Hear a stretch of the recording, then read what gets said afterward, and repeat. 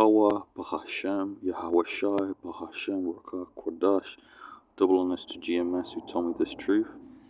So we've got a story here which is viral video shows black NC college student being led out of class in handcuffs after a dispute with her professor. We've got Ezekiel 35:5. Because thou hast had a perpetual hatred, and hast shed the blood of the children of Israel by the force of the sword in the time of their calamity, in the time that their iniquity had an end. Therefore, as I live, saith the Lord God, I will prepare thee unto blood, and blood shall pursue thee. Saith thou hast not hated blood, even blood shall pursueth thee.